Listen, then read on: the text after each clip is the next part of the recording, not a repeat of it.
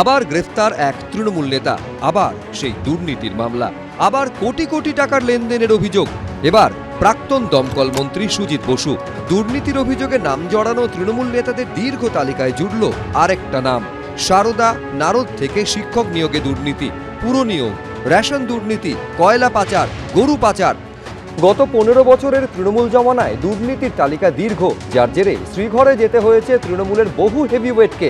যে পুরো নিয়োগ দুর্নীতি মামলায় সুজিত বসু গ্রেফতার হলেন, সেই মামলাতেই বারবার ইডির তরফে তলব করা হচ্ছে প্রাক্তন খাদ্যমন্ত্রী রথীন ঘোষকে।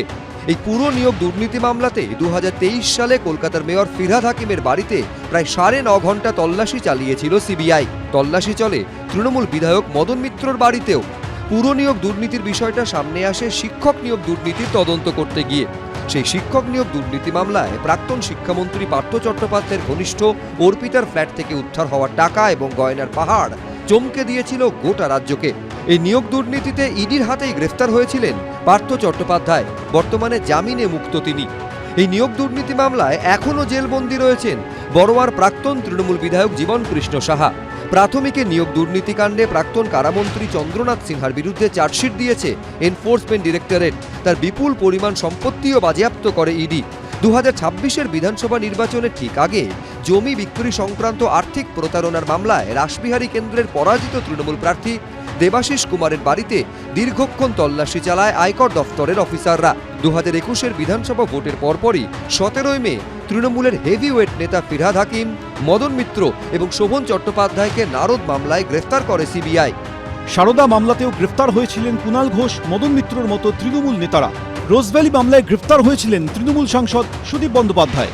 বর্তমানে জেলমুক্ত হলেও গরু পাচার মামলায় দীর্ঘদিন জেলবন্দি ছিলেন বীরভূমের তৎকালীন জেলা সভাপতি অনুব্রত মণ্ডল। রেশন দুর্নীতিকাণ্ডে গ্রেফতার হন প্রাক্তন খাদ্যমন্ত্রী জ্যোতিপ্রিয় মল্লিক। আরজিকর মেডিকেলে তরুণী চিকিৎসকের ধর্ষণ খুনের পরই সামনে আসে আর্থিক দুর্নীতির চাঞ্চল্যকর অভিযোগ। সেই ঘটনায় শ্রীরামপুরের তৃণমূল বিধায়ক সুদীপ্ত রায়ের বাড়িতে তল্লাশি চালায় সিবিআই। কয়লা পাচার মামলায় একাধিকবার সিবিআই ইডির জিজ্ঞাসাবাদের মুখোমুখি হয়েছেন তৃণমূলের সর্বভারতীয় সাধারণ সম্পাদক অভিষেক বন্দ্যোপাধ্যায়। একাধিকবার তলব করা হয়েছে প্রাক্তন আইনমন্ত্রী মলয় ঘটককে। তৃণমূল কংগ্রেসের সঙ্গে দুর্নীতি এইটা ওতপ্রোতভাবে জড়িয়ে গেছে। তৃণমূল কংগ্রেসের নেতাকর্মীরা যে সমস্ত দুর্নীতিতে জড়িত, সেটা কয়লা হতে পারে, বালি হতে পারে, শিক্ষা হতে পারে, সারদা নারদা যাই হতে পারে, আমার মনে হয় এই সরকারের আশু কর্তব্য, বর্তমান সরকারের, এই দুর্নীতির ফাইলগুলো সবকটা খোলা। এদিকে 2600 কোটি টাকা কয়লা পাচার মামলায় অনুপ মাঝির অন্তর্বর্তীকালীন জামিনের আবেদনের বিরোধিতা করে সুপ্রিম কোর্টের দ্বারস্থ হয় ইডি। সেই মামলায় অনুপ মাঝির আইনজীবী ইডির আইনজীবীর উদ্দেশ্যে বলেন, পশ্চিমবঙ্গে এখন সবকিছুই তাঁর হাতের মুঠোয়। গত শুনানির সময় আমি বলেছিলাম নির্বাচনের পর হয়তো মিস্টার রাজুর আর অনুপ মাঝিকে প্রয়োজন হবে না। তখন সুপ্রিম কোর্ট প্রশ্ন করে, নির্বাচনের আগেই আপনি ফলাফল সম্পর্কে জানতেন? সুপ্রিম কোর্ট এ বিষয়ে নোটিশ জারি করেছে। 8 সপ্তাহ পর এই মামলার ফের শুনানি। বিজেন্দ্র সিংহ, এবিপি আনন্দ। এবিপি আনন্দ, এগিয়ে থাকে, এগিয়ে রাখে।